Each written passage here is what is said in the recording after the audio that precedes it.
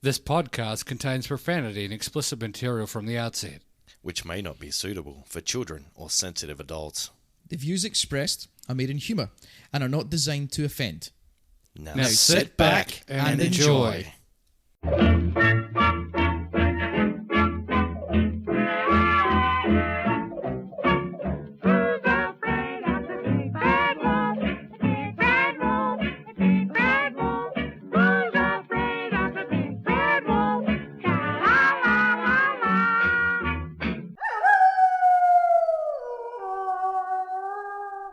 Right. Yeah, I need silence, please. All right, thank you. Right. Ladies and gentlemen, welcome to episode number 15 of the Three Little Pigs podcast.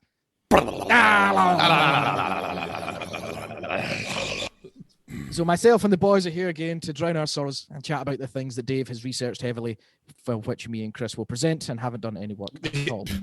Yeah.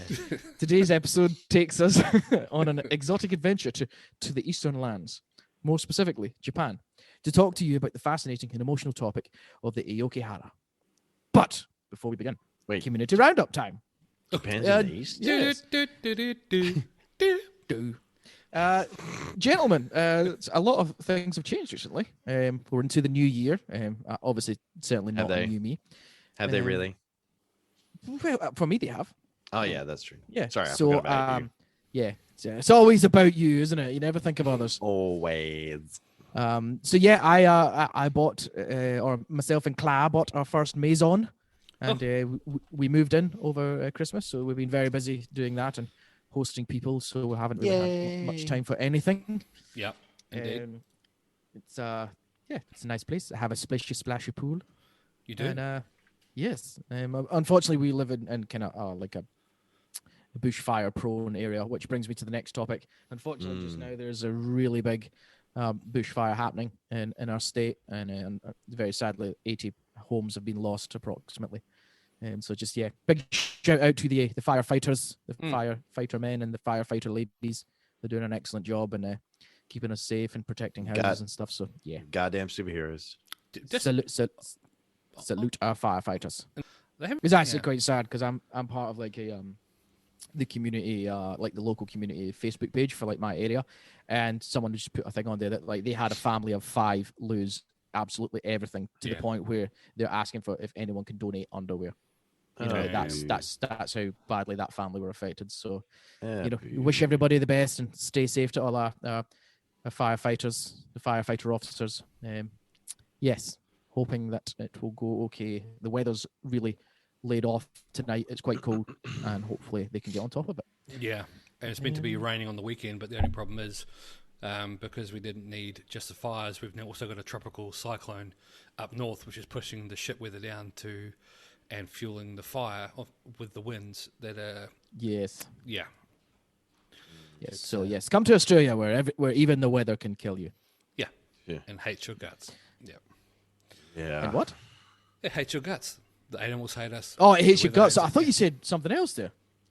And also we are WA where we stay has been COVID free for 10 months, and then one guy got COVID, and the government, and quite rightly so, the state government decided to lock us down for 5 days. So we're in lockdown until tomorrow night at 6 o'clock, because that's when COVID is going to go away. Yeah, we'll see. Precisely tomorrow at 6. They've just released all the latest bits and pieces for it too. So if we have to wear masks until the 14th of February. Do we? Yeah. Okay. Well, that's good, because we just got our masks in the post today that we ordered online, and it's quite nice because we paid like $20 for them, and I've not been able to wear it yet, so that's fair enough. There you go. You have a week of using it before it's chucked in the cupboard. No, so we've got to wear masks until the 14th. Yeah, 14th of... and then you're allowed to take them off and kiss everybody because it's Valentine's Day. Exactly right. Wow. And my son's birthday, so... Oh, that's nice. Yeah. Oh, I've got to share something with you guys on that topic. I don't remember. What, Dave's son's birthday or Valentine's Day? No, about the whole mask thing. No, I'll send it to you guys. Okay. Okay. But yeah, no doubt it'll probably end up being longer because it's been like 6 days now since they detected the first case or whatever. Yep. And then they didn't they so- tested all that because that guy he lived with people, so they're testing all them and stuff. But that it's possible that someone else has been infected. Yeah. So in theory, they shouldn't be popping up until around now-ish. But if there was a positive case, it'll probably maybe pop that's up why around. they've got the mask precaution. Yeah. Yeah. In fairness, oh no, sorry, on you go. So he went on a tour of Perth as well when he was coughing and spluttering, so that didn't help Oh either. yeah. So he went on a disease tour of Perth, which was always a good look. Yeah, I don't feel so But I well. don't- I'm going to go to all these places and sneeze on the vegetables. Yeah. I don't know if that was before or after he was sick. I don't really know the clarity on that one. Yeah, apparently got sick and then went for a bit of a wander. Oh really? Yeah. Silly I thought boy. it was before he got sick. Because he was an Uber driver as Silly boy. well, so he was driving around all over the place whilst an Uber driver.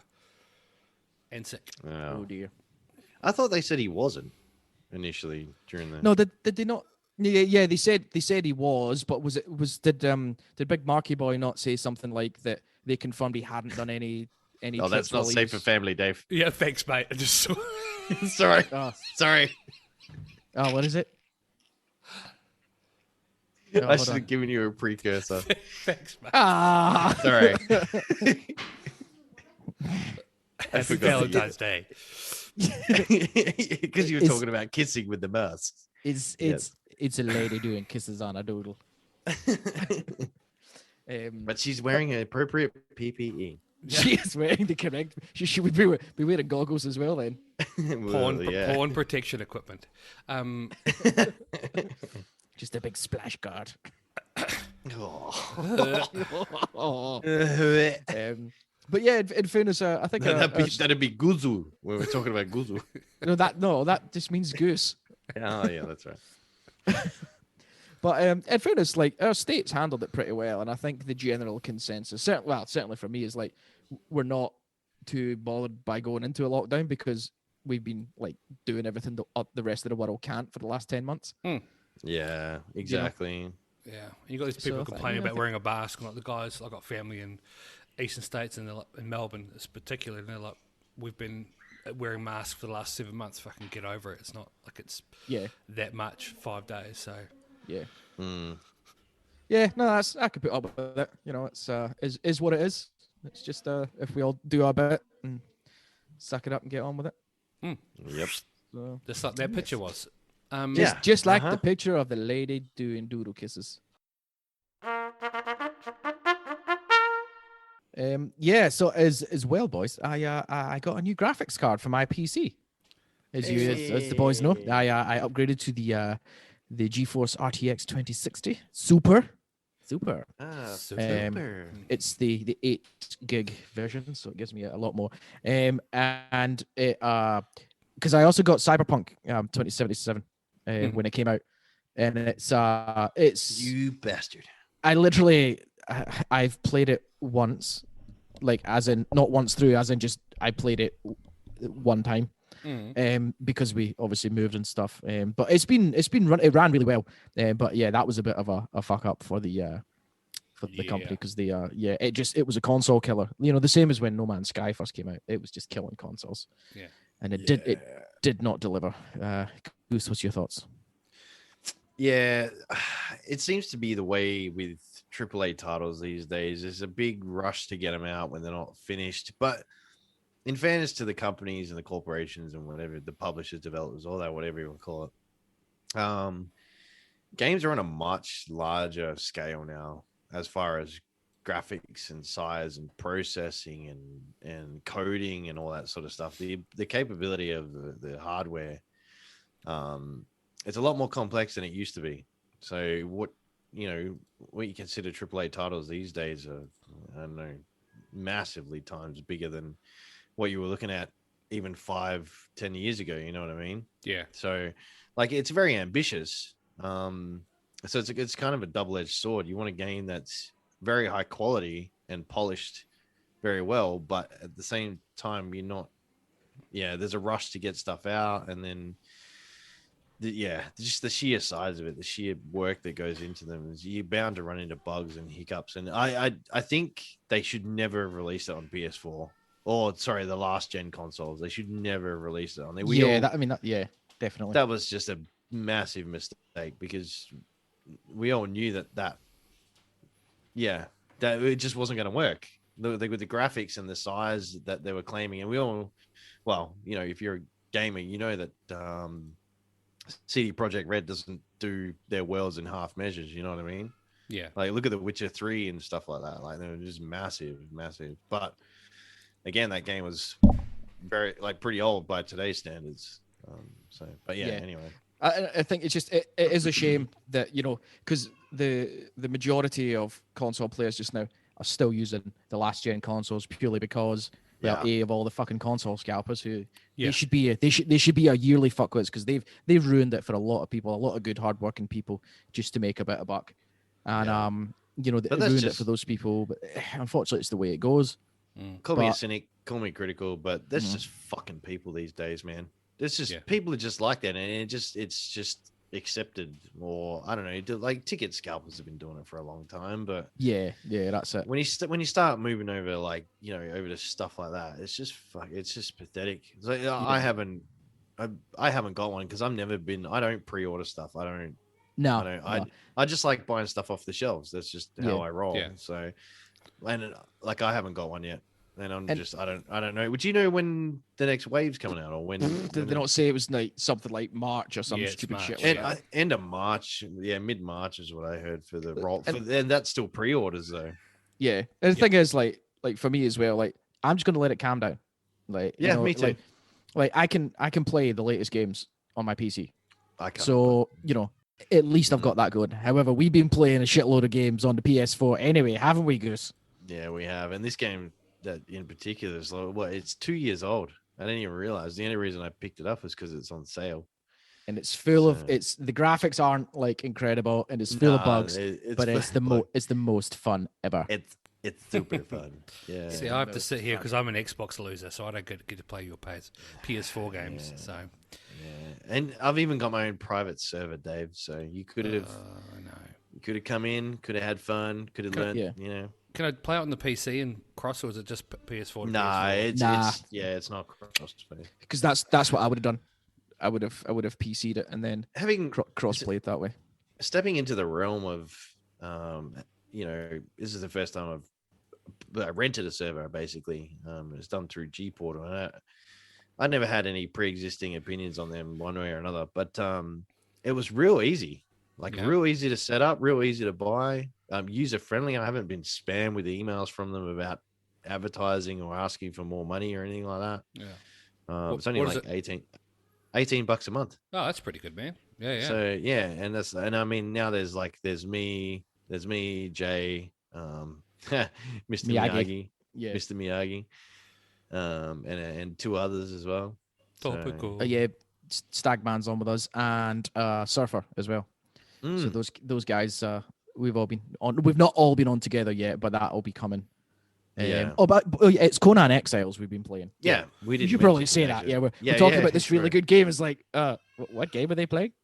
It's kind of like, I guess it's similar to World of Warcraft in ways, but it's not so linear. In World of Warcraft, you couldn't go to certain areas of the maps or the dungeons or whatever you want to call them unless you're a certain level. This just lets you go wherever you want straight away, and if you die, you die. It's I found that like a lot of games, Scum was the same when it first. Well, it still is the same, really. They only fairly recently offered like an AI based like introduction when you first spawn in. There's like a very basic thing that tells you at least how to get like your first improvised backpack, so you can at least carry items. But that's taking some time. But it's just Conan's is very, very unforgiving. Yeah, it's and I like games that don't hold your hand. A massive fan of the Dark Souls series.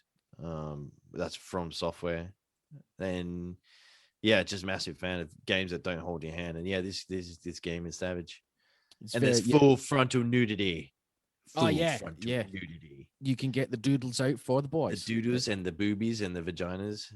in the butts. It's all there. Yeah. So it's but yeah, it's basically a survival game. Building, a lot of base building. Shitloads of base. And then there's heaps of hidden questing and stuff like that. If you like us and you have that kind of OCD mentality, stroke, we just love to grind and farm things. Like we hoard. Like if we had enough money to hoard real life items, we would, but we don't. Yeah. So what we do is we do it in games. Yeah, that's right. You punch the trees to get the wood. You punch the trees, you punch the rocks, you get this, and you put them in the mega hoard chest, and then someone else does something with it. Yeah. So our friend that we play with, Miyagi, was he was telling us that wax on, wax off? Apparently it's very, very true and accurate to the actual lore. So it's set around, the Arnold Schwarzenegger Conan. Yeah. Like it's set all around Conan the that. Barbarian.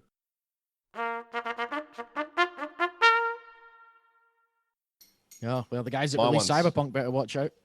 Yeah, well, that's just bad marketing and poor form. They knew, dude. So all the controversy behind that, like how when they released it to critics and journalists and all that sort of stuff, they only gave them PC versions. No one ever got to review it on console, and they were only allowed to show footage from the cutscenes.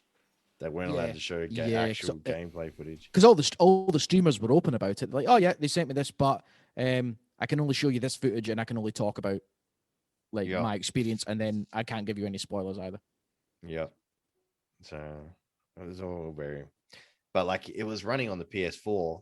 So you got the PS4 and the PS4 Pro, obviously, right?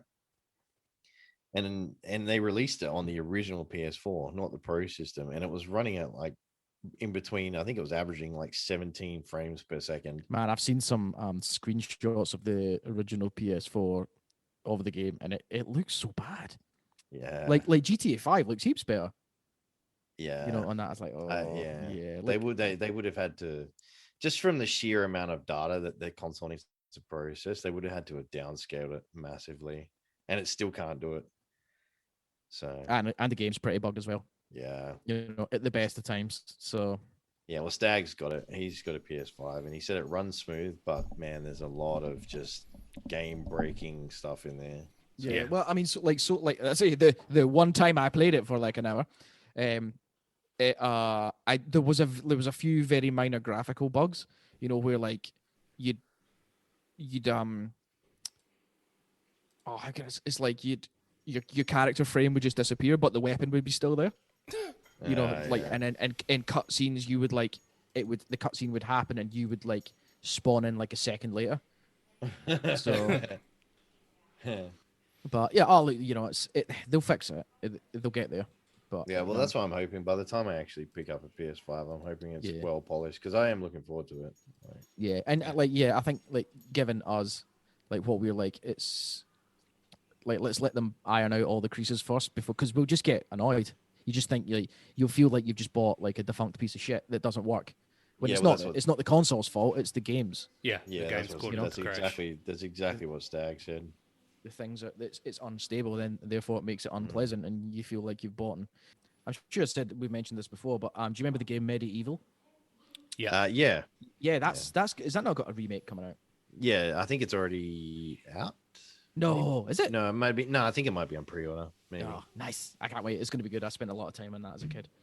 Yeah, it was good. It was a nice little game. Yeah.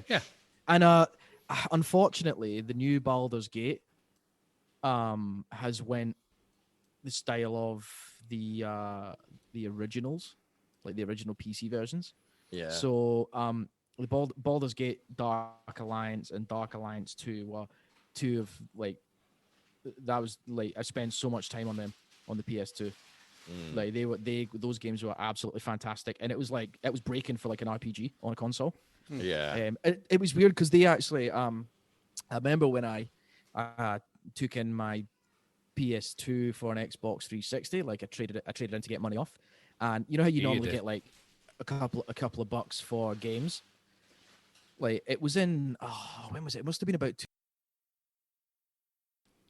like the TV shows back home, like it's like Foxtel, but it's called Sky back home. Yeah, man. And like certain channels it was like the first of its kind. They used to show like gaming programs, Oh, okay. but it was always they always used to show The Legend of Mir. Mm. It's very. I don't know if you've ever played it or seen it being played, but it's I've very. heard of it. It's very similar to Ultima. If you Google it, you'll see. It's kind of like it's like Ultima, but it's more like League of Legends. Yeah. Oh, yeah. You know, like it's kind of like that. Like that games that that top we- down. The games I used to have on those game shows when I was growing up was literally Echo the Dolphin.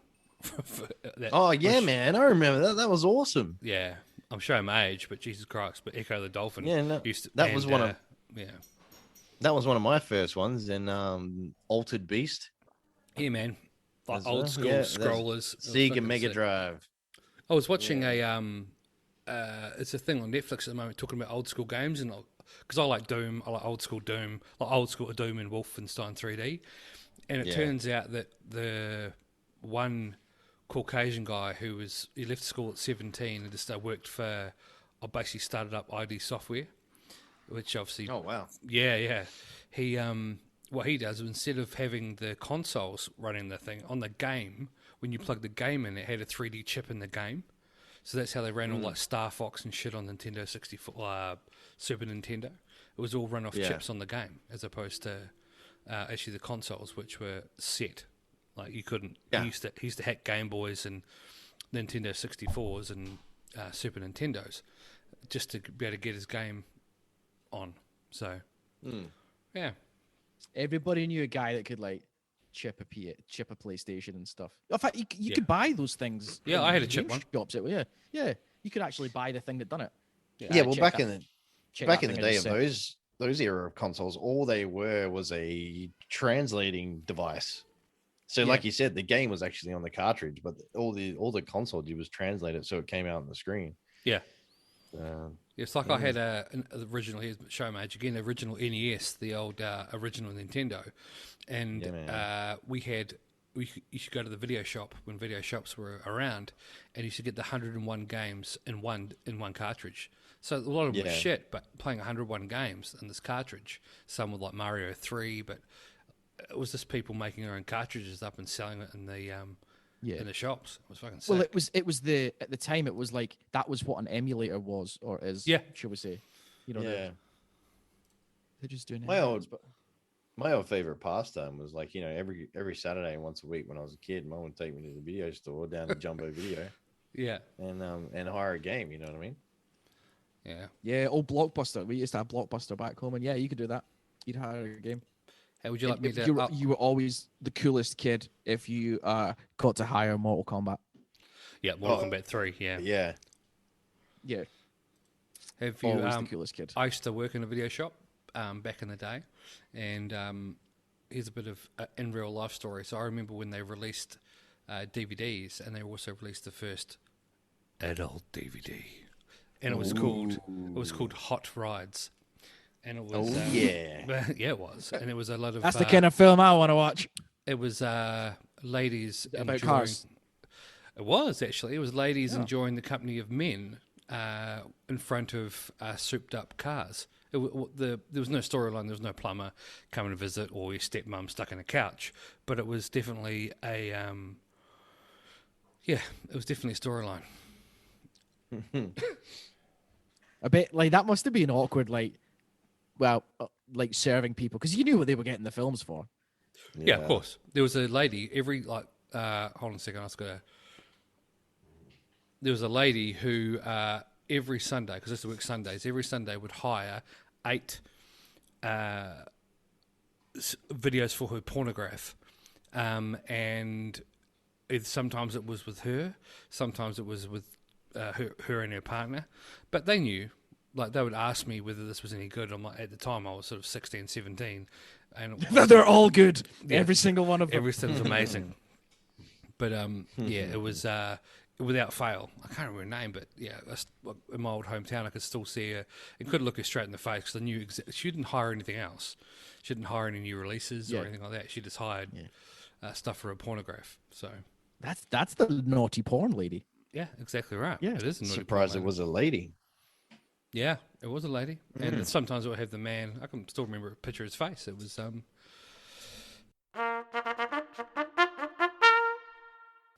mental health, PS5s, and dickholes. What the fuck? Yeah. So yeah, I've got a fuckwit, Alright. but I'll have you boys got a fuckwit? Did you say Allah? Yeah. Allah. Allah Akbar. All right, weekly fuckwits. Do I go first with this, or do we change it up? No, man. I mean, Yeah, you go first. Okay. Weekly fuckwits.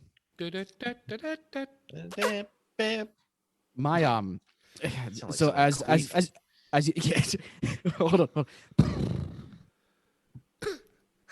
Did that come through? Did the noise come through? Yes, it did.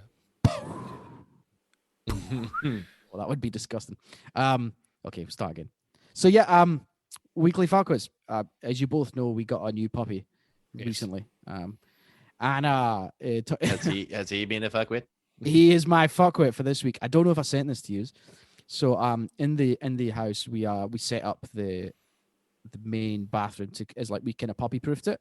So because he doesn't do too great in the cage, but we've got to start getting him a bit of freedom when we leave because we've got to get him used to being out the back. So what we done is we puppy proofed the main bathroom, which is fine. Yeah. And we set up a camera in there so we can watch him when we're out. Obviously, we don't use it for showering and stuff. We just it's just for the puppy just now. But Whatever so what I floats your did is I boat, so the camera we've got in there is it's a magnet mount. So what I did was I stuck it to the wall with like Gorilla Tape, the mount, and then the camera's on it. But sometimes the Gorilla Tape like it just comes away over time because of the weight of the mount and the camera. So I thought, I'll put the bath mat in the bathtub. So if the camera falls, it'll land on that and hopefully won't crack the lens. Yeah. But what's happened was we went out. I was at work actually, and Clara went out. She took the other one to the vet actually because he's got sore ears, the poor boy. And he's been jumping up at the window to look outside, obviously not liking where he was. And at some stage, he's obviously jumped up at the bath near where the taps are. Yeah. And he's hit the fucking hot tap and turned the bath on, and Wow. nearly flooded the fucking bathroom. Wow. Oh, What shit. a legend. Yep, and I will send you the picture right now in the group chat, and you can see. So Clara comes back from the other one at the vets, and she was going to leave again and go to the shops. So she's like, she heard him crying and stuff. She's like, maybe go and check on him. And whereas I fucking shit you not, she's walked into the bathroom, and this is what she's seen. Bearing in mind with the water still running. Let's check the chat. All right. Oh, fuck. Yeah, caught it just in time, and that's hot water as well. Holy shit. So it wasn't draining because you can see the bath mat in the bath. So Yeah. I was like, oh my god, we just moved in, and I've just got visions of having a fucking, Water damage everywhere. yeah. Holy shit. Wow. So yeah, our new dog Remus, he is my fuckwit of the week. He ran a bath when we were out, and nearly flooded the house. We'll throw that picture up on the Yeah. social pages so you can see what we're talking about. But Oh basically yeah, it's do it in the four thing. You know that four thing you do? Yeah. Mm-hmm. Yeah, do it in that. Just like, what the fuck? What's a fucking bathroom? What is a bath this random water on it. bathroom? Yeah. Ooh, was there a murder in there? Like, just Yes, there was a murder. It's so clean. The wet bandits have struck again. Yeah. Home Alone reference. Nice. Nice. Right, what you got for us, Goose? All right. So, my fuckwit of the week comes very close to home. Don't worry, it's no one in my family, so it's all good. So me and the missus have been trying to we rearranging the lounge room, and you know as you do every now and again. Yeah. Anyway, we had this big ass TV unit. It's massively heavy, and we wanted to get rid of it. So we managed to get it outside. Now this is 11:30 at night because it's just what time we did it. Anyway, so we managed to finally get it out the front, and we wake up at it was 7:30, 8 a.m. the next morning, fucking gone. it wasn't a bad unit, but like not worth the hassle of selling it. You know what I mean? But yeah, 11:30 at night, 7:30 a.m. the next morning, gone. Like, what the fuck is that about? And we like figured, oh yeah, well, you know, that's some people do that and stuff or whatever. Yeah. And then we went into this whole lockdown thing, right?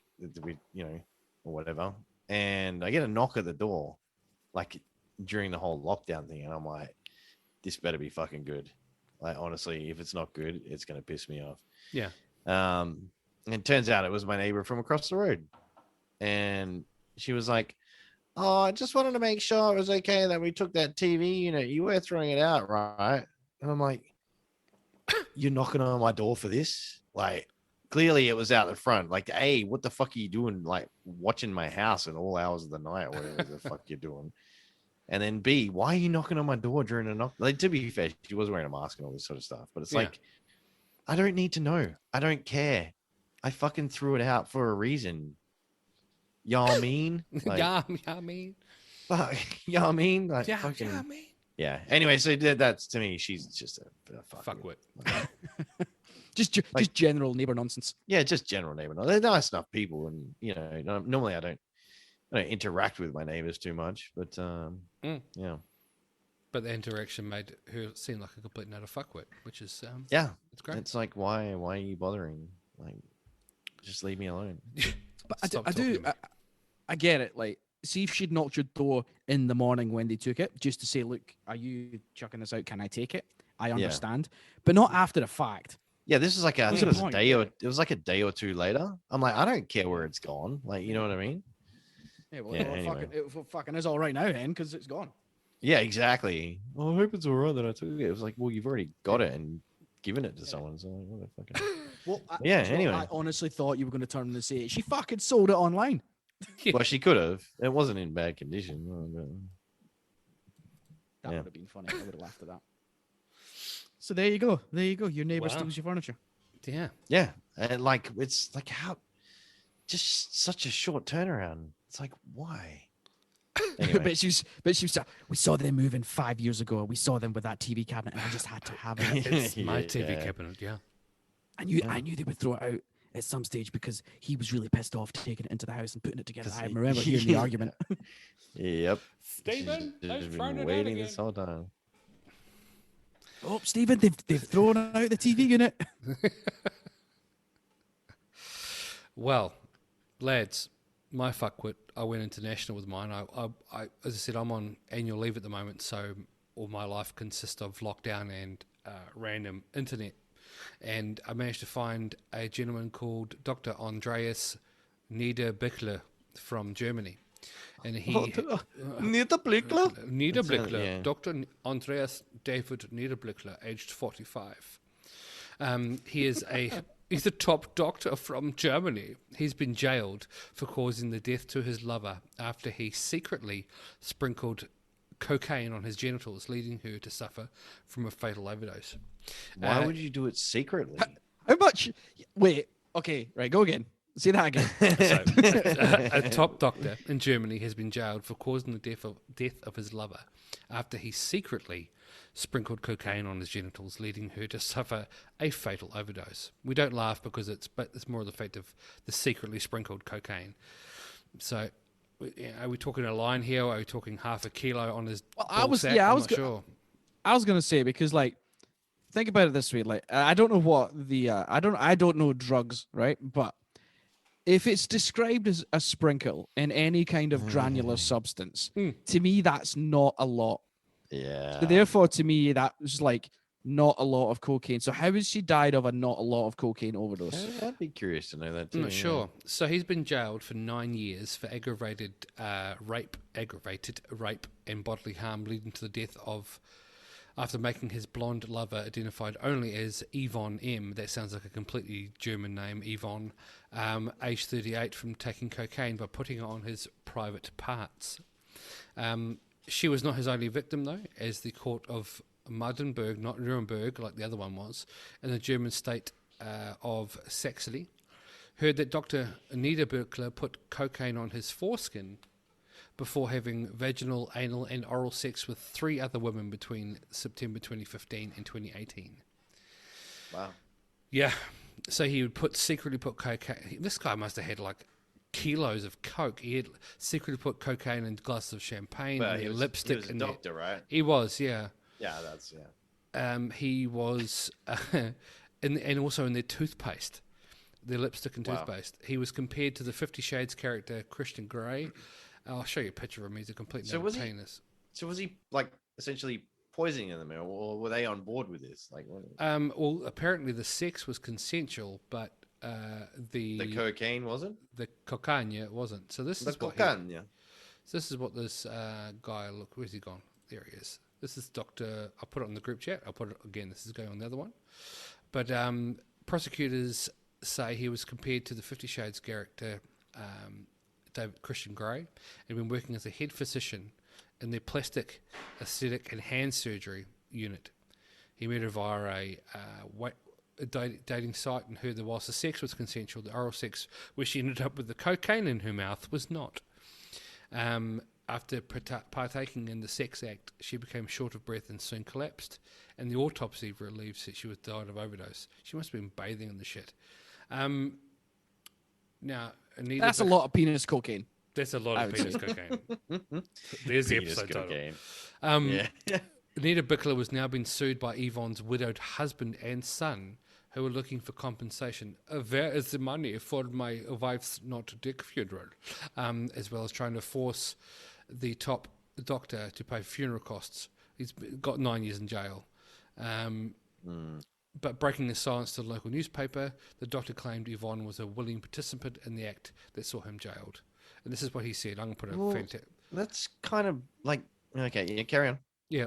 Yes, they were drugs, but I didn't give them any drugs without letting them know about it.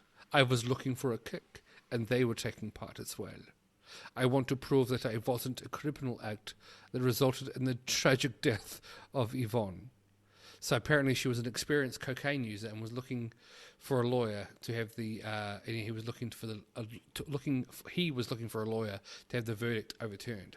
So it looks like they've gone into a bit of a sexy cocaine game, and she died as a result of having too much of the nose beers. So, yeah, well, yeah. That's what I'm getting at. It's like, how do you to have that much cocaine to overdose? Like, you would probably know about it. Yeah, like, it's a lot. And that's the thing as well. Like, as a first time cocaine user, I'm assuming her tolerance level would be very, very, very low. But also, as a veteran and experienced cocaine user, I would assume her tolerance level would be very, very, very high. This is why I would query how much the quantity of a sprinkle is. I'm assuming it's almost like a half cup. He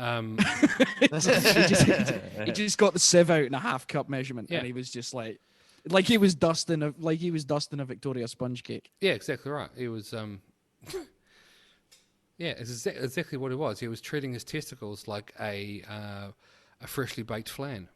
But it was it's flan. Flan. It's flan. The flan did not rise.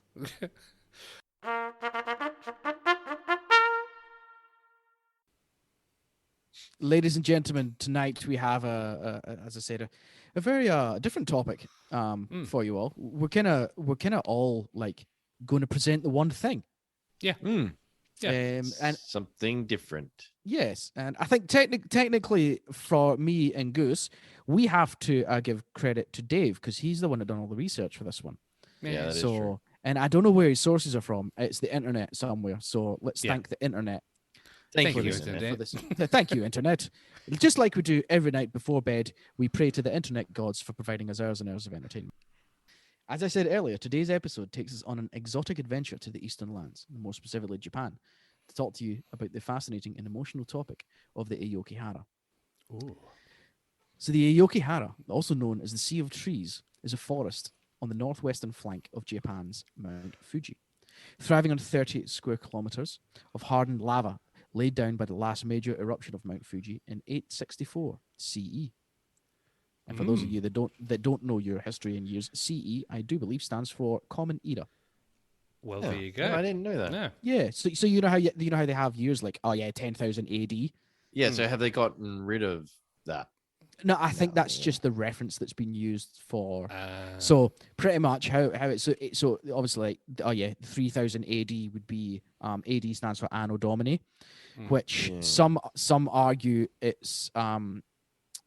was like it started at like 3000 or they started at whatever, and then they counted down to 0 AD, and then it became BCE. But that like some people argued that BC or BCE stands for before Christ. yes. But then the other thing is before Common Era. So there there you you go. So it AD finished and CE started. But then there's other arguments about it. That's when they started actually recording the years and stuff, and then the Romans invented the calendar or something like that. Well, there you go. It was Julius Caesar. Was it not him that invented the Julian calendar, yeah. Yeah, the Julian calendar. So, and the month of July, which was based off his name, and Augustus Caesar, which was August. There you go. Enjoy. There you Well, go. there you go. Enjoy. It's Yeah. calendar history, the most exciting topic in the world. That's right. That's right. So the western edge of the Aokigahara, where there are several caves that fill with ice in winter, is a popular destination for tourists and school trips. However, parts of the Aokigahara are very dense, and the porous lava absorbs sound, helping to provide visitors with a sense of solitude. And before we continue, I should say we do apologize for our pronunciation of some of the literal names because we're probably going to get it wrong, but we'll try. We'll try. So we do apologize. We'll try. In advance. Yeah. So, the forest has a historical reputation as a home to the Yuri, which translates to the ghosts of the dead in Japanese mythology. Now, in recent years, the Aokigahara has become known as the suicide forest, one of the world's most used suicide sites. The signs at the head of some of the trails urge suicidal visitors to think of their families and contact a suicide prevention association, such as Headspace. Yeah. 13111. 14. Oh no, that's not Headspace. That's Lifeline. Yeah, it's like 131114. Either way, call them. They can connect you to. You can Headspace, and it's fine. to the people you need to speak to. So the forest floor mostly consists of volcanic rock, which can be difficult to penetrate with hand tools. Since the forest is very dense, in recent years, what? It's a random. Why is this in here? Why? It's a random fact. Yes, if you planned on opening a coffee shop, think again. I'm just gonna stop. You're gonna need some of that star metal pickaxe to get. You can't use you can't use hand tools. Yeah. Fucking hell. Right, okay. I'm going to start that bit again. Anyway, So the forest floor mostly consists of volcanic rock. And since the forest is very dense, in recent years, hikers and tourists trekking through the Aokigahara have begun to use plastic tape to mark the paths to avoid getting lost. The designated trails lead to several tourist attractions, such as the Narusawa Ice Cave, the Fugaku Wind Cave, and the Lake Sai-Bat Cave, which are the three larger lava caves near Mount Fuji. Now, Are they bats that carry size around? That'd be cool. I don't know. It could be ninja bats. Ninja bats. With the ice cave of Narusawa being frozen year round. ooh. Now, the Aokigahara has been falsely portrayed as a place where navigational compasses go haywire. Oh, kind of like the Bermuda Triangle. Needles of magnetic compasses will move if placed directly on the lava, aligning with the rock's natural magnetism, which varies in ion content and strength by location. However, a compass behaves as expected when held at normal height. Oh, there you go. So don't try to navigate the forest while crawling along the floor. Yes, that would be silly. That would Oh, be silly. here's a fun fact. The Japanese Ground Self-Defense Force has conducted its ranger courses, including navigation training in the forest since 1956.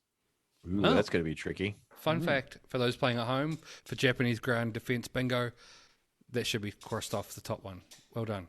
Oh man, that's like deep pub quiz knowledge. There That you should go. be in the podcast pub quiz. There you go.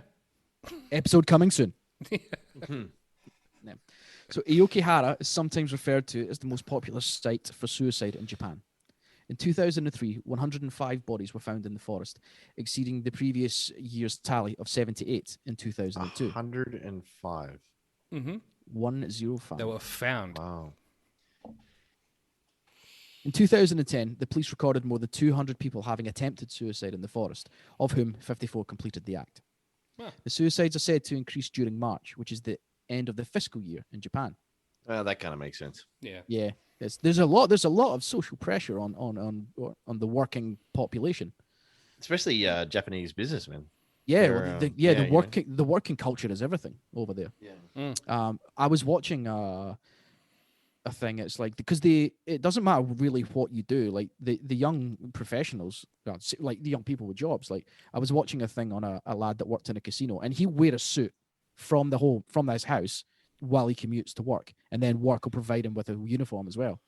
So he could wear, like most people could wear whatever way they want traveling to work if you're given a work uniform. But like, and a lot of the young, men and women, they actually do that. They wear suits to their jobs, and then they'll change clothing. So there's a very, very big working culture over there. There's some very interesting documentary or like kind of small documentaries on YouTube. There's a channel called Pablo from Tokyo. If you've never watched it, it's very good. It's very addicting to watch. So yeah, watch that. You'll know what I mean. Yeah, sweet. All right, I'll do it. Jay's So as a- 5-minute review. Yeah. Of Japan. Well, that was a Yeah, about yeah. Netflix. Yeah, it's all right. It's a bit hot. But yeah, It's all right. Yeah. that was like my review of Hong Kong. It was a bit hot. Yeah. The food was nice. Yeah. So, as of 2011, the most common means of suicide in the forest were hanging or by drug overdose. Now, in recent years, local officials have stopped publicizing the numbers to try and decrease the Aokigahara's association with suicide. The rate of suicide has led officials to place a sign at the forest's entry urging suicidal visitors to seek help and not take their own lives. 131114. But before we continue, the lifeline for Japan is 03 5774 0992. That's 03. Who the fuck could remember that? 0992. I think they'd probably get pissed off with it and go, I can't remember shit. I'd get halfway through it and want to kill myself anyway. Yeah. I don't remember. Jesus. Sorry. Yeah. It had to be done. Yeah, reason. 0391. Fuck. Oh, fuck this. I wonder. Well, do you know what? I wonder what would happen Somehow, some of that's got to stay in. Like somehow. Well, maybe their stats of the volume of callers to the line will increase if the number wasn't so fucking hard to remember. Yeah, exactly. Maybe they made it that way on purpose. Yeah. Apparently, Don't teens, call. We don't care about your shit. Apparently, their lifeline says kids, teens, and adults are welcome to call. Thank you. No old people and no dogs. Yeah, well, that's going to lead on very nicely to the next part of it. So. Oh yes. So, annual body searches have been conducted by the police, volunteers, and journalists since 1970. Oh my Now, god! Dave, so it's a yearly thing that they have to do. Yeah, but it's Dave, like I sent you a link. Was it the Vice documentary I sent to you, Dave, about it? Yeah. Oh yeah, right. And I believe in that one, it followed an old boy who's like this volunteer that just goes into the forest and tries and stops people from killing themselves. Yeah. And I think at one stage during it, he says that like they get like local street gangs and stuff will flood through the forest and like search the bodies and like steal all the fucking jewelry and stuff. Yeah. And flog it. Yeah. Feral fucks. But then he was like, but the actual it's not very common for them to go through and actually lift bodies. Like there could be some bodies in there for a long time before they get lifted. Yeah. So they don't regularly search, if you know what I mean. Like it's not like a weekly occurrence. It could be every couple of months they do a sweep. Yeah. If no one's obviously found, then. Well, you know how you sent me that Vice documentary of the, and he talks about the car that had been abandoned. Well, I watched another documentary which is called Dark Tourist on Netflix, and the same car was still abandoned. I've been meaning to watch that. It's real. That was it. Yeah, that's good. I'll keep going. So, the site's popularity has been attributed to, and again, apologies for the pronunciation, to Seiko Matsumoto's 1961 novel Nami no To, which translates to The Tower of Waves, which is very much like Romeo and Juliet story, but having the same tragic ending. However, the history of suicide in Aokigahara predates the novel's publication, and the place has long been associated with death.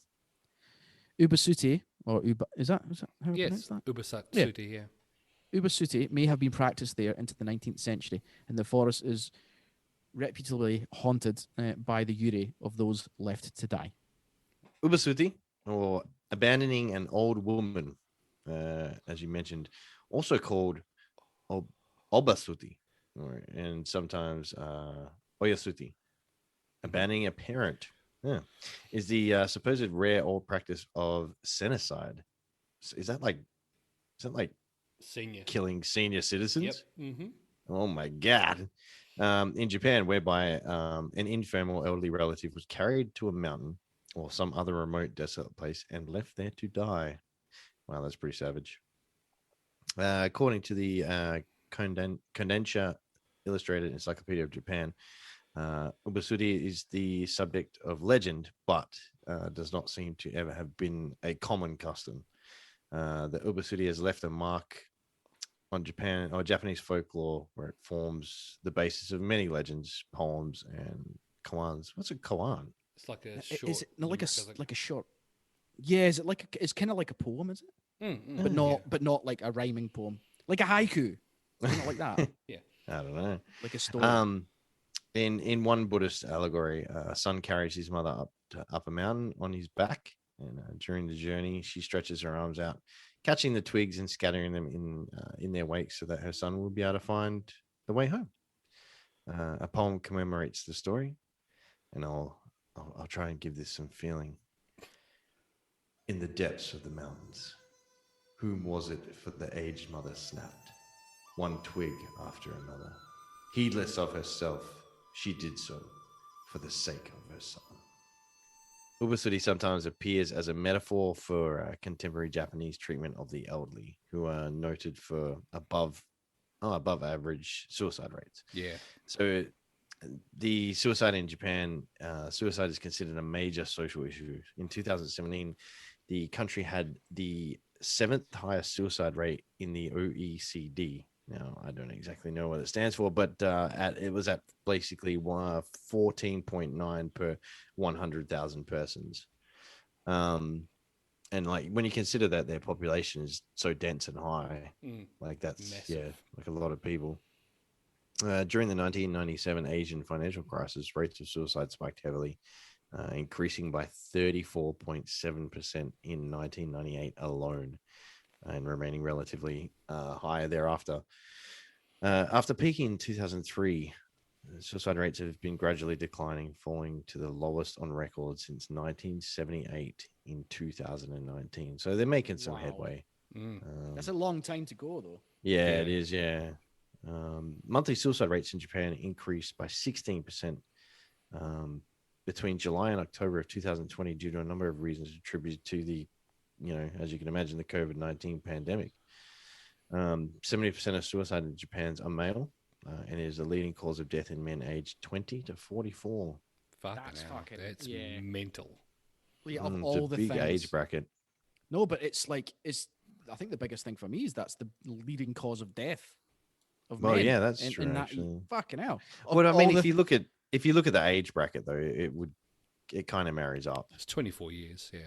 Yeah, but 20 to 44, you theoretically should be reasonably fit and healthy. Yeah, but still, of all the possible things that can happen, such as I guess car crashes, road tolls, snap, workplace accidents, snap, severe illnesses like terminal illnesses that can happen to anyone at any time. Yeah, that's true.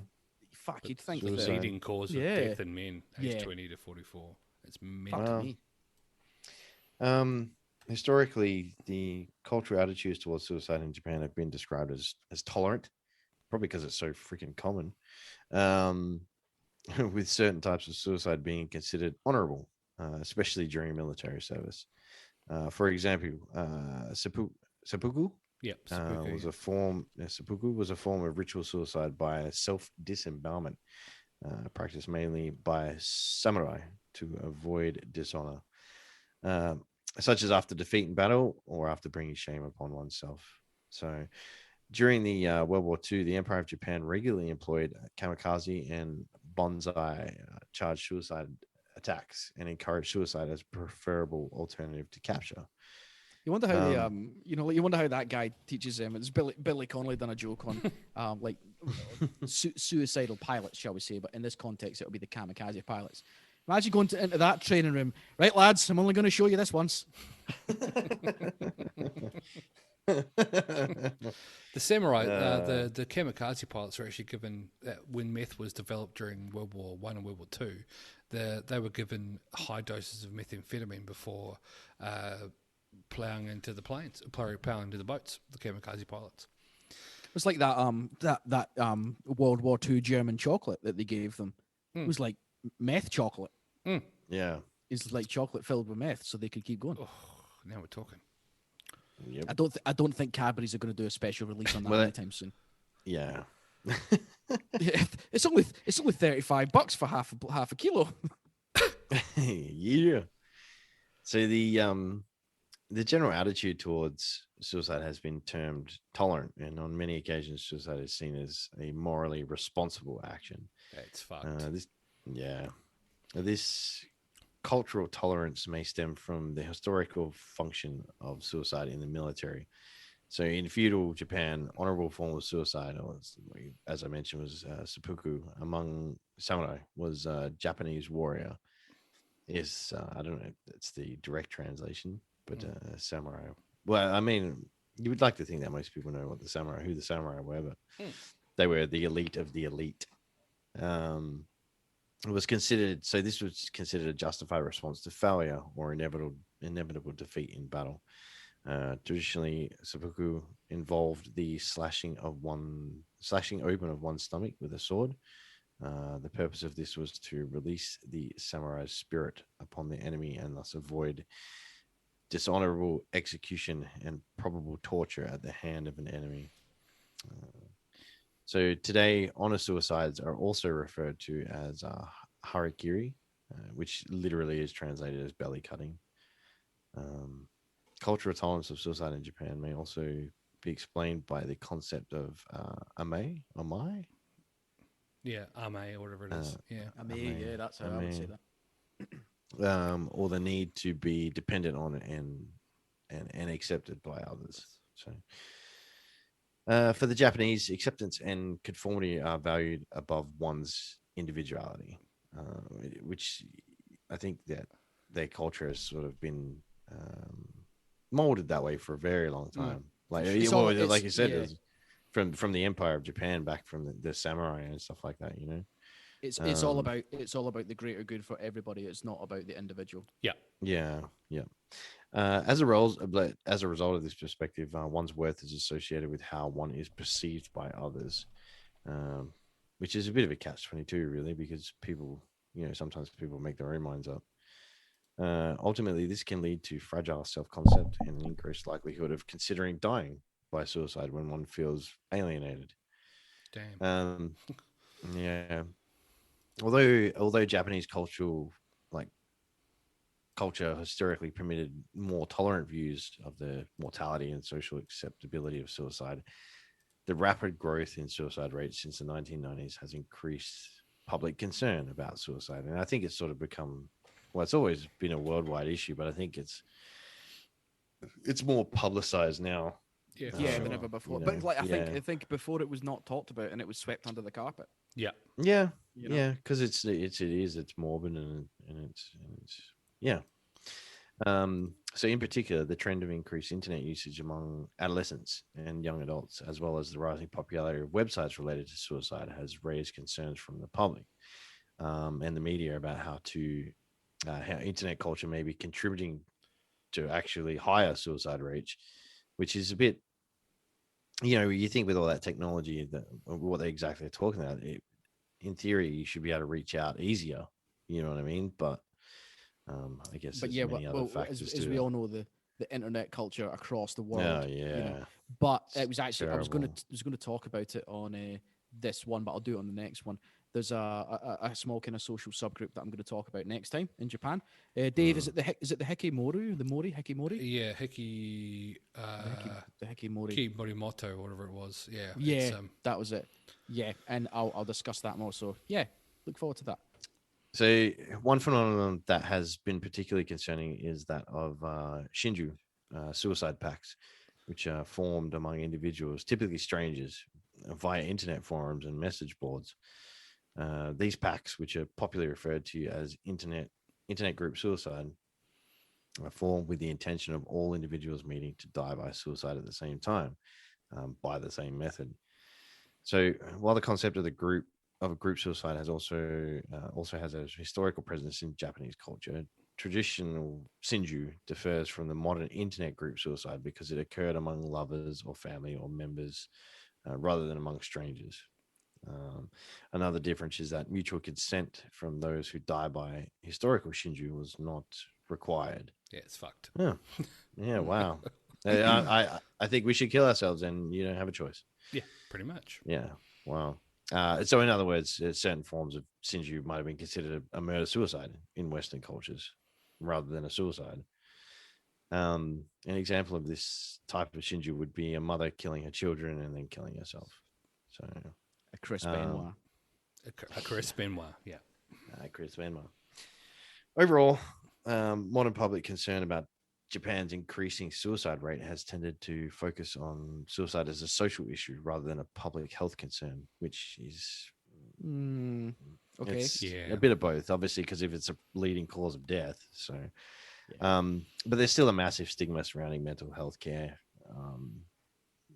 It still exists in Japan, and there has been more emphasis on reforming social programs that contribute to economic stability, like welfare, rather than creating specific mental health services. So it's fucked, man. It's fucked. They would much rather spend money on keeping people basically within the lifestyle they're accustomed to, as opposed to actually dealing with the mental health problems as a whole. So it's mental. I'm going to be talking to you about samurai and seppuku in detail, and this is going to be pretty heavy and pretty full on, but we need, this is information that people need to know. So seppuku, which translates from Japanese into cutting the belly, as we've already referred to, also as harikiri, which means abdomen or belly cutting, is a form of Japanese ritual suicide by disembowelment. It was originally reserved for the samurai in their code of honor, which for those playing at home is the Bushido. Which also practiced by other Japanese people during the Showa period, particularly officers near the end of World War II, to restore honour for themselves or for their families. As a samurai practice, seppuku was used voluntarily by samurai to die with honour, rather than fall into the hands of their enemies and likely be tortured. As a form of capital punishment for samurai, and also as a form of capital punishment for samurai who had committed serious offences, or performed because they had brought shame to themselves. The ceremonial disembowelment, which was usually part of a more elaborate ritual, was performed in front of spectators. You wouldn't get any tickets from Ticketek for this thing. Consisting of is there a bar? Is there a bar? Is there merch? Yeah, there's going to be. Do they have nuts? I survived my first seppuku t-shirts. Consists of plunging a short blade, traditionally a tanto, into the belly, which is and drawing the blade from left to right, slicing the belly open. And if the cut was deep enough, it can sever the descending aorta, causing rapid death by blood loss. Well, if it's one thing the Japanese did well, they did lots of things well, but if it's one thing they did well, it was make blades. I thought he was going to say it was one thing they did well, it was death. And make cars. Yeah. So just a brief history of seppuku for you. So it was the first recorded act of seppuku was performed by Minamoto no Yoramasa during the Battle of Yuji in 1180. Seppuku was used by warriors to avoid falling to enemy hands and to attenuate shame and avoid possible torture, as we've already discussed. Samurai could also be ordered by the daimyo or feudal lords to carry out seppuku. So your mayor could say, "You cut your belly, you cut your belly, you cut your belly." Yeah, you should just because internet culture now would just just kill yourself. Yeah. But this guy was like, no, you need to kill yourself. What? Can I not? Can I not just kill yourself? Can I not just leave? Can I just move town? No, you kill no, yourself. Do it now. Oh, okay. And later, disgraced warriors were sometimes allowed to carry out seppuku rather than being executed in the normal manner. The most common form of seppuku for men was composed of cutting the abdomen, and when the samurai was finished, he stretched out his neck for an assistant to sever his spinal cord. Just on that. Sorry, Dave. Yeah, man, no. It's like with disgraced warriors were allowed to carry it out rather than be. Imagine that, right? Kill yourself or we'll kill you. Yeah. What? Oh, And what was the normal way of getting executed? Was chopping your head off. So if it was like the French did not bad with the guillotine, like I don't know if that was the options. I probably like I got a lot of belly to get through before you get to the guts. So yeah, I don't know, man. I don't know about the whole guillotine thing either. I reckon you would see your head, like you would see briefly spinning around. Very briefly. No, I don't think. No, it doesn't spin all the time. It depends. Like they might line the basket with towels, so because it goes into a little basket. What I'm saying is you would be alive for, I reckon, a good 1 or 2 seconds with your head missing from your body. Yeah, but like no pain receptors. No. Yeah, that's true. I'm just saying, like, if I was given the choice to stab myself to fuck in the stomach or guillotine, that's the only option. I'm thinking about guillotine. Like that's what all I'm saying. Did you know that the guys, when they actually did medical tests, as much as they could do during the French Revolution, that they slapped the face of the heads that were cut off, and the heads actually grimaced. So there was definitely, you said, Chris, they can feel it still, but for a short period of time they would, definitely. That's shit. You've just had your head cut off, and some guy slaps you. Ultimate shame. Yeah. I bet they paid for that. Who wants to slap the guy's head? I'll do it. Slap the head, buddy. It was the assistant's job to decapitate the samurai in one swing. Otherwise, it would bring great shame to the assistant's family. And then he'd have to do it. Yeah. It's just that, the world record for samurais failing to cut heads off is 55 people. 55 people in a row do harikiri. Yeah. Oh my God. Who cleans that up? That'll be awful. The wolves. There's no spray and wipe would clean that out the carpet. Those who did not belong to the samurai caste were never ordered or expected to carry out seppuku. Samurai generally could carry out the act only with permission. So, can I kill myself? No. Can I kill myself? No. Kill myself? All right then. Sometimes the daimyo was called upon to perform seppuku as the basis of a peace agreement. So, so the feudal lord, to seal a peace agreement, had to kill himself to seal it. So this weakened the defeated clan, so that the resistance effectively ceased. So watch me butcher this one. Tomi Hideyoshi used the enemy suicide in this way on several occasions, the most dramatic of which effectively ended the dynasty of the feudal lords. Now, this is a gold star warning in relation to this, because this is pretty full on. At all. Yeah. So, this is how it actually happened. The practice was not standardized until the 17th century, and in the 12th and 13th centuries, such as with the seppuku of Minamoto no Yoramasa, the practice of kaishakun basically means his second, which Kaishakunen. Kaishakunen had not. So basically, the practice of having an assistant had not emerged yet, and thus the rite was considered far more painful. The defining characteristic was either plunging a tachi longsword, a wakasashi short sword, or a tanto, which is a knife, into the gut and slicing the abdomen horizontally. In the absence of a second, the samurai would then remove the blade and stab himself in the throat, or fall from a standing position with the blade positioned against his heart. Now that takes some fucking testicles to do that shit. So, like, because don't in the movies and stuff, they stab themselves and like move it from side to side, but then don't they twist it as well in like the films and shit? Yep. So is that wrong then? No. So what that's going to do is, instead of having a straight cut, which you can repair, having a twisted cut allows it to not basically be repairable. So and also your guts is now spaghetti. Yeah, pretty much. Yeah. Here's a bit of history for you. During the Edo period, which is 1600 to 1867, carrying out seppuku came to involve a more detailed ritual. This is usually performed in front of spectators, as I said before, going through Ticketek for some tickets, as if it was a planned seppuku, as opposed to one performed on a battlefield. The samurai was bathed and dressed in white robes and served his favourite foods or a last meal, just like a normal execution in the States. When he'd finished, the knife and cloth were placed on a sambo or a table and given to the warrior. Now, I'll throw some pictures up, but basically it's a blade that has a towel wrapped or cloth wrapped around it so it doesn't go too deep. And so you actually hold the blade not by the hilt, but you hold the blade by the actual blade. And dressed ceremonially with his sword placed in front of him, and sometimes seated on special clothes, the warrior would prepare his death by writing a poem. I would write the longest poem in the world. Yeah, he's still writing. Like I can outlive these fuckers. Like I can. War and Peace was written. That's it. He would normally consume an important ceremonial drink of sake, which is Japanese rice wine, and give his attendants a cup meant for sake. He would be dressed in a white kimono worn for death, and his assistant standing by, he would open up his kimono, take up his knife, which was he held by his blade, as I said before, so it wouldn't cut his hand, and plunge it into his abdomen, making a left to right cut. The assistant would then perform a kai shaku, a cut in which the warrior was partially decapitated. Now, the maneuver should be done in the manners.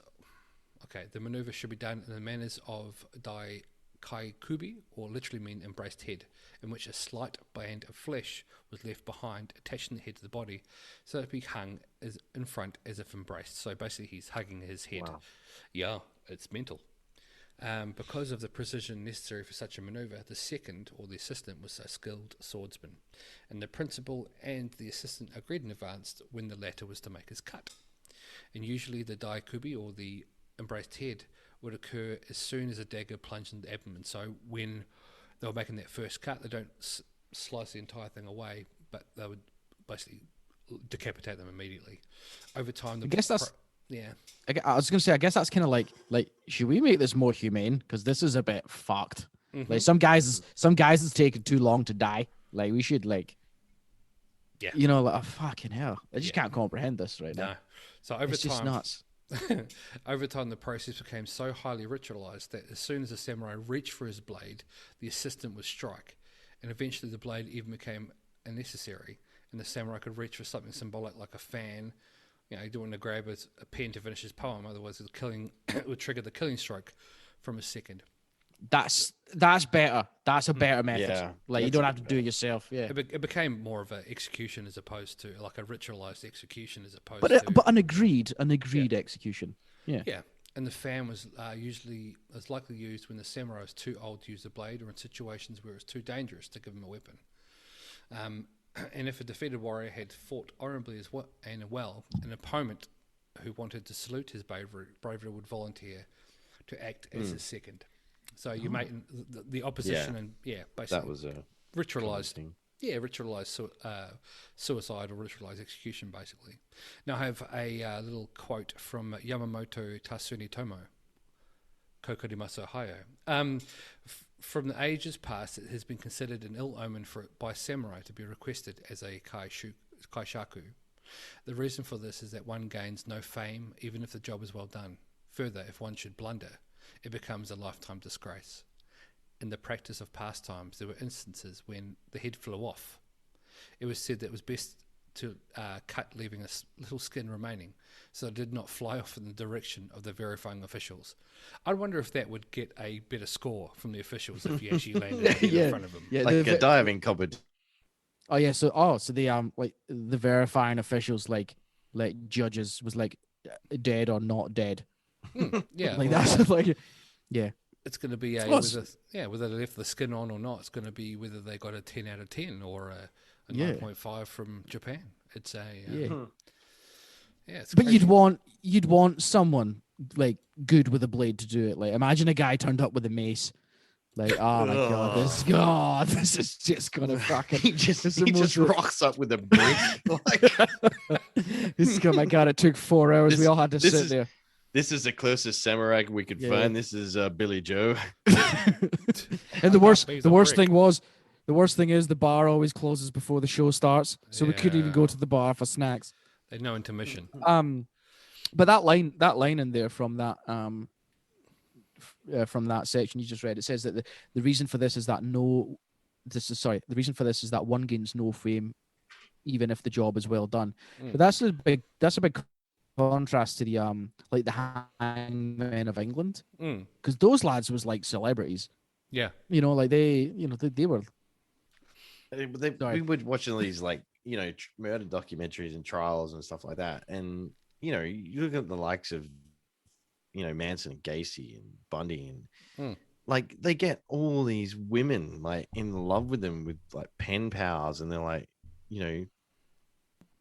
it's weird, man. Oh yeah, didn't on his forehead, was that Bundy? Manson. Oh, Manson, yeah. Like he got like married like 3 times in prison, didn't he? Yeah. Fucking. It's like the notoriety. It's like these people raped and cannibalized children, and like it's like I don't understand. Yeah. Yeah. So if you are one of our listeners and you're feeling bad, and if you don't have a partner, then don't fear. I'm not saying become a mass murderer or a hangman in England. However, there is hope for everybody. Become a samurai. Become a samurai. Yeah. But yeah, like the hangman of England today. Yeah, click become a samurai for only $9.95. But yeah, like the hangmen of England, that's a big contrast because they were like well revered in their trade and or their skill set. Like they like I think in some occasions it was like, oh no, I want this hangman because he'll get the job done properly. Yeah. Like, because some of the original ones were like fucking lobbing heads off left, right, and center when the trap door went down. Yeah, well, it's like Anne Boleyn, who was one of the wives of Henry VIII. She decided to pick, instead of being an axe, which was to get a head chopped off, she decided to choose a sword, and the hangman or the executioner actually hit her so hard with the sword that it ends up basically embedding into the executioner's block. It was that. So obviously he was good at what he did with the sword as opposed to an axe. Yeah. It's crazy. But I honestly thought Anne Boleyn was beheaded by guillotine. No, don't they portray that? Don't they portray that in like historical dramas and stuff? Yeah, she was beheaded with a sword. Her choice. Yeah. But I've after all of our wonderful chat today about suicide and Japanese forests, I found some fun facts. Fun facts about suicide and samurais. In the 2017 revival and the final season of the animated series Samurai Jack, are you guys familiar with Samurai Jack? I know of it. I've not watched it. Yeah. The protagonist is distressed over his many failures to accomplish his quest, as told in prior seasons, and is then informed by a haunting samurai spirit that he has acted dishonorably by allowing many people to suffer and die from his failures, and he must engage in seppuku to atone for them. This is a child's cartoon. Yeah, I thought it was a kid's thing. It's a kid's cartoon. So I'm going to try and find that, at least the episode where the samurai spirit tells him to top himself. Hey, Samurai Jack, you fucked up. Kill yourself. Yeah, pretty much. I'm a ghost. And the next bit, which there was I found a whole lot of other type suicide methods of seppuku, which were basically various different forms of basically forming shame on someone. But a super special form of seppuku in feudal times was known as kanshi, or death of understanding, in which the retainer would commit suicide in protest of his lord's action. The retainer would make one deep horizontal cut to his abdomen and then quickly bandage up the wound. After this, the person would then appear before his lord and give a speech in which he announced the protest of his lord's action and then reveal his mortal wound. Therefore, solidifying him as the "I got you" suicide method. So it was. Oh man! Wow. Well, the ultimate. This is your fault. Pretty much. Yeah. It's no. So it was. There's heaps more information in relation to, so go out and have a bit of a look yourselves. A lot of stuff was from Wikipedia, a lot of stuff was from stuff I've watched and books I've read in relation to this subject. So there's a lot of stuff out there, and it was quite interesting that it became a norm with the Japanese subculture of the samurai, as well as the which then I think led on to what we talked about with the Japanese suicide forest, where suicide in the Japanese culture became a norm as opposed to what it's deemed as in normal Western culture as a massive, massive problem. So it's it's crazy. Well, I think on behalf of myself and Goose Dave, that was absolutely fantastic research, and there's a really good thing for us to produce this evening. Yeah, thanks for that. Anytime. Yes. Anytime. We've got so I can save my topic, which is kind of on the same lines for the next episode as well. Yeah. Once we go back to a normal topic or a normal episode structure. On that as a self-proclaimed amateur expert in YouTube videos, there is quite a few documentaries on the Aokigahara, including the Vice one, which was probably one of the main ones I watched. And there's a few others lying around there, but the Aokigahara was also the place that was it Jake or Logan Paul visited? Yeah, it was. Yeah, whichever one of those fucking idiots visited, and found a dead body and then put it on the YouTube video. And obviously everyone lost their shit because he was a YouTube influencer. However, Vice in their documentary, they found a dead body and they put it on YouTube. So I don't know what the difference is, but I think wasn't he like? Was he making jokes about it or something? Yeah, he was making jokes or he's laughing or something. Or but like he's probably an individual that has never had to experience anything like that in society or in his life. It's probably a coping mechanism by his brain at that point. But also he's probably like ourselves, in which his content might heavily be edited prior to production or post-production. So therefore he had a chance to, but he obviously thought that was acceptable to put on, which in fairness it was. But that's the Aokigahara was the forest that got him into a bit of trouble. And I think it's quite difficult to find the clip now because it got taken down. It got taken down for sure, So